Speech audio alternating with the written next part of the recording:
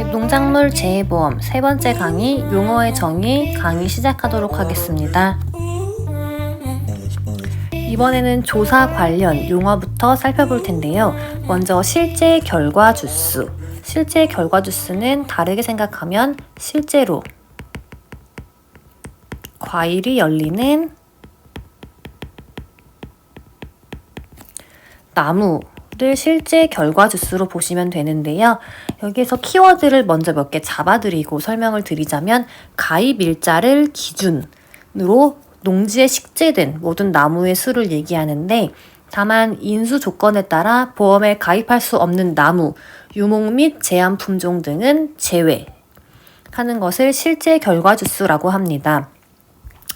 제가 키워드 잡아드린 가입 일자를 기준으로 하는 거는 상당히 중요하고요. 인수 조건에 따라 보험에 가입할 수 없는 나무는 제외한다고 했는데, 예를 들어 첫 번째로 유목을 먼저 설명을 해드리자면은 유목은 어린 나무라고 보시면 됩니다. 이제 나무는 수령, 나무의 나이를 수령이라고 하는데요. 나무의 수령이 3년, 4년, 5년 이상 되어야지 보험에 가입할 수 있어. 이런 식으로 각 품목마다 이제 이 수령이 정해져 있는데, 만약에 보험에 가입할 수 있는 수령이 3년 이상인데 지금 심어져 있는 나무가 2년짜리 나무가 있어요. 그러면 얘는 이제 유목이 되기 때문에 보험에 가입할 수 없는 조건이 됩니다. 그리고 제한 품종을 보자면은 쉽게 생각하시면 가입할 수 없는 품종이 제한 품종인데요. 예를 들어 자두나무 같은 경우에는 이제 귀향이라는 품종이 있는데 이 품종은 아예 가입이 안 된다고 인수 제한 품종이 걸려 있습니다. 이제 이렇게 보험 가입이 되지 않는 품종은 이제 제한 품종으로 이 실제 결과 주수에서 제외를 한다고 보시면 됩니다. 그럼 고사 주수는 이러한 실제로 과일이 열리는 나무 중에서 보상하는 손해로, 이 키워드는 보상하는 손해인데요. 보상하는 손해로 죽은 나무가 고사 주수라고 합니다.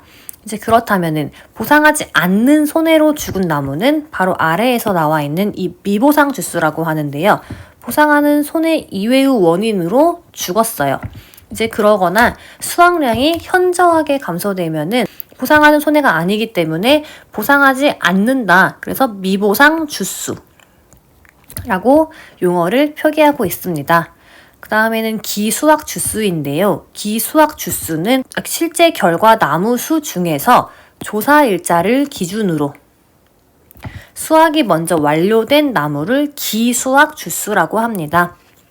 여기서 키워드는 가입 일자가 아니고 조사 일자를 기준으로 한다는 점을 잘 봐두시면 도움이 될 것 같습니다.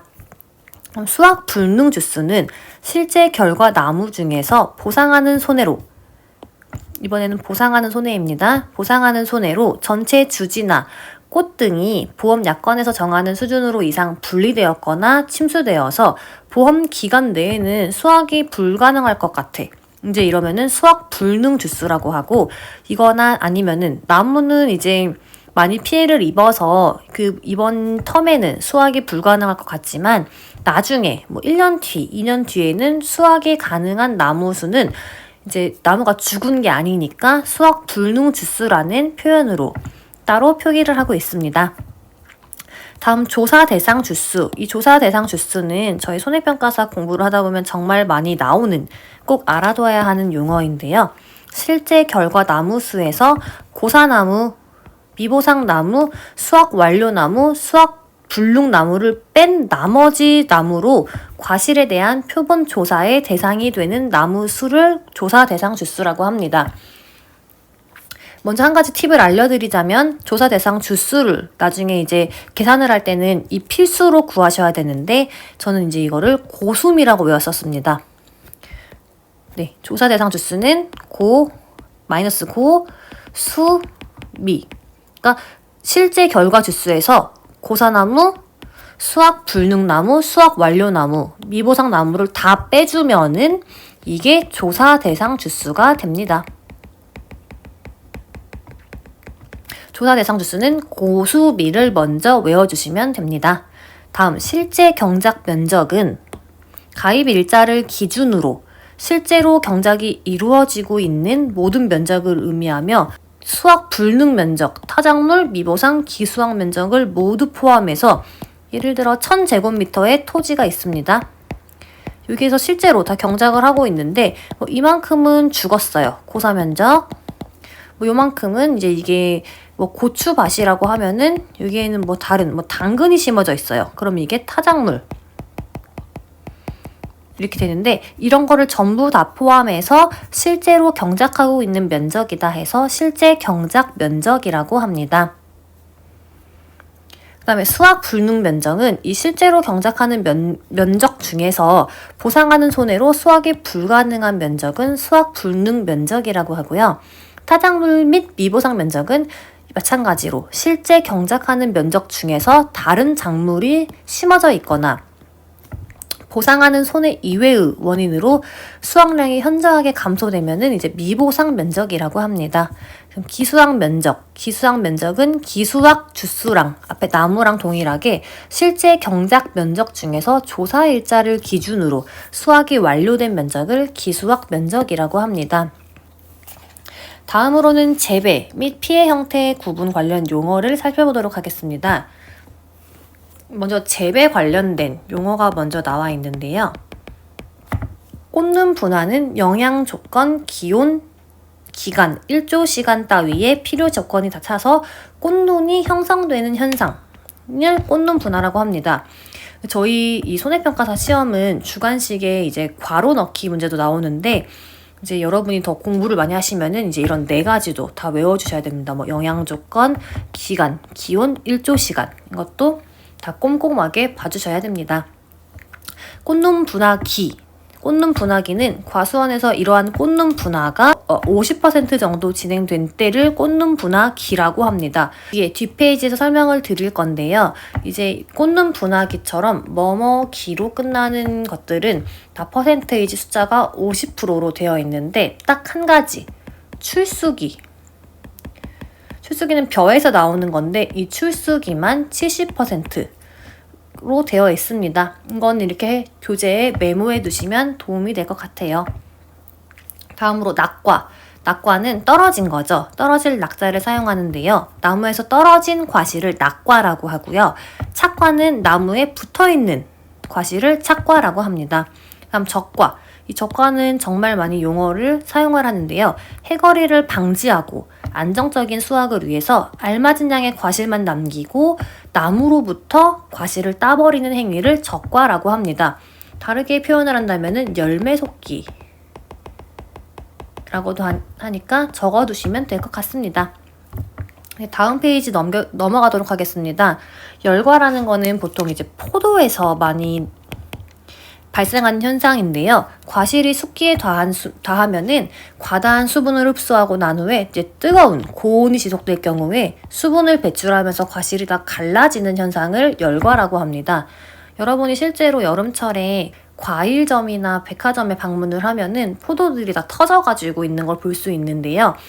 그의 상태가 많이 안 좋은 게 아니고 이제 고온이 지속되어가지고 얘네들이 못 견디고 수분을 배출하게 되면서 다 갈라진 거라고 보면 될 것 같습니다. 다음 나무는 보험 계약에 의해 가입한 과실을 열매로 맺는 결과줄을 나무라고 하고요. 발아는 눈의 인편이 1에서 2mm 정도 나온 이걸 발아라고 합니다. 다음에 발아가 있으면 발아기는 아까 말씀드린 것처럼 50% 나오죠. 50% 정도 발아하면은 발아기라고 하고요. 신초발아는 신초 3가지인데요. 3가지가 1, 2mm 정도 자라기 시작하면은 신초발아. 이 신초는 햇가지, 다른 말로 하면은 햇가지입니다. 그리고 앞에 발아기랑 마찬가지로 신초발아가 있으면 신초발아기가 있는데요. 아까 퍼센테이지 50%라고 말씀드렸습니다. 과수원에서 전체 신초가 50% 정도 발아한 시점이 신초발아기가 됩니다. 수확기는 농지가 위치한 지역의 기상 여건을 감안하여 통상적으로 수확하는 시기가 수확기가 될 거고요. 유실부터는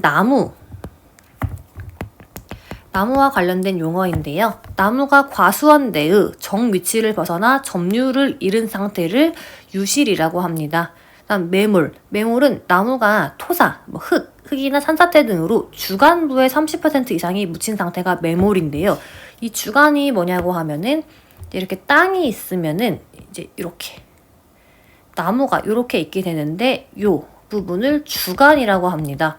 이 주간부의 30% 이상이 이제 뭐 산사태가 일어나서 묻혔어요. 이제 그러면 이게 매몰되었다라고 표현을 하는 겁니다. 도복은 이 제대로 서 있어야 되는 나무가 45도 이상 기울어지거나 넘어지면은 이제 나무가 도복되었다고 하는 거고, 절단은 이 주간부가 분리되거나 3분의 2 이상이 분리되면은 절단, 그리고 2분의 1 이상이 분리되면은 절단 2분의 1이라는 표현을 사용합니다.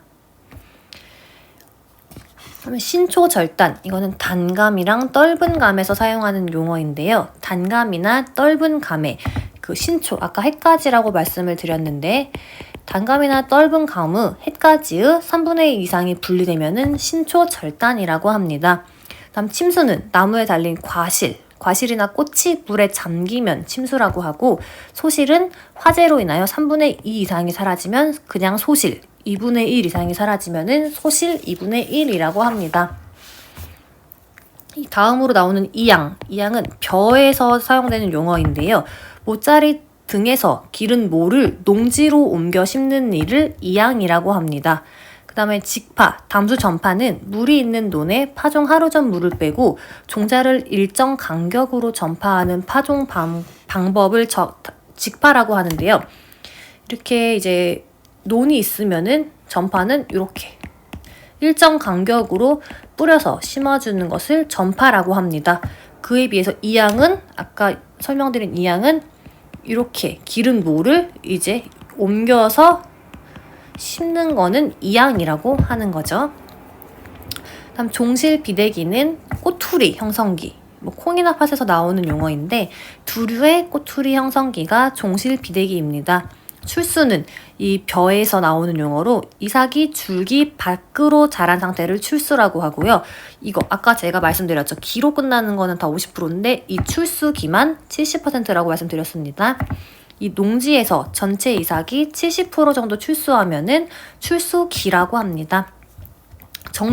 정식은 이제 다른 데서 기른 식물체를 옮겨 심는 것을 정식이라고 하고, 이 정식일은 이 정식이 끝난 날, 정식이 완료된 날이 정식일이라고 합니다. 작기는 작물의 생육기간으로 작기라고 하는데요. 이 정식이 되고 수확 종료될 때까지의 기간을 작기라고 합니다. 다음 출현은 농지의 파종, 그냥 뿌린 거죠. 바닥에다가 뿌린 씨로부터 자란 싹이 농지 표면 위로 나오는 거를 출현이라고 하고요. 종균 접종은 버섯에서 사용되는 용어인데 버섯 작물의 종균을 배지 혹은 원목을 접종하는 것을 버섯의 종균 접종이라고 합니다. 다음으로 기타 보험 용어를 살펴보실 텐데요. 먼저 첫 번째로 연단위 복리. 연단위 복리는 재해보험 사업자가 지급할 금전에 이자를 줄 때 1년마다 마지막 날에 그 이자를 원금에 더한 금액을 다음 1년의 원금으로 하는 이자 계산 방법입니다. 먼저 만약에 여러분이 이제 1,000만 원을 이제 만약에 1,000만 원이라고 한다면은 이제 이자가 예를 들어 100만 원이 생겼어요. 그러면은 이제 여러분이 가지고 있는 게 총 1,100만 원이 되는 건데요. 나중에 이제 이 1,100만 원을 그 다음 1년에 원금으로 해가지고 계산하는 게 연단위 복리라고 합니다. 다음으로 영업일. 영업일은 재해보험 사업자가 영업점에서 정상적으로 영업하는 날을 의미하고 토요일이나 휴일은 제외되는 게 영업일입니다. 잔존물 제거 비용부터 기타 협력 비용, 여기까지는 비용 손해 파트인데요. 이렇게 적어두시면 될 것 같고요. 이제 이거를 외우는 팁은 앞 글자를 따서 잔손, 잔대기, 나중에 잔손, 잔대기라고 외우면 쉽습니다. 먼저 잔존물 제거 비용, 사고 현장에서의 잔존물의 해체 비용, 청소 비용 및 차에 싣는 비용을 잔존물 제거 비용이라고 하는데요.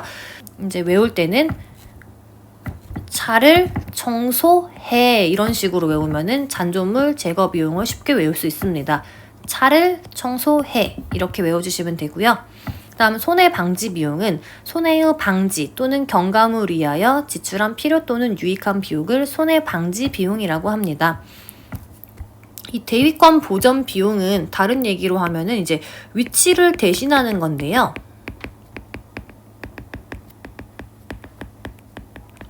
제3자로부터 손해의 배상을 받을 수 있는 경우에는 그 권리를 지키거나 행사하기 위하여 지출한 필요 또는 유익한 비용을 대위권 보존 비용이라고 합니다.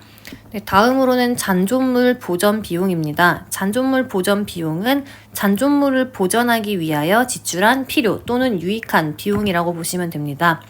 마지막으로 기타 협력 비용은 재보험사업자의 요구에 따르기 위하여 지출한 필요 또는 유익한 비용입니다. 청소 비용은 사고 현장 및 인근 지역의 토양, 대기 및 수질오염 물질 제거 비용과 차에 실은 후 폐기물 처리 비용은 포함되지 않고 있습니다. 네, 3강은 여기까지 진행을 할 거고요. 다음 4강에서는 마지막 용어의 정리, 가축편을 한 번에 설명드리도록 하겠습니다.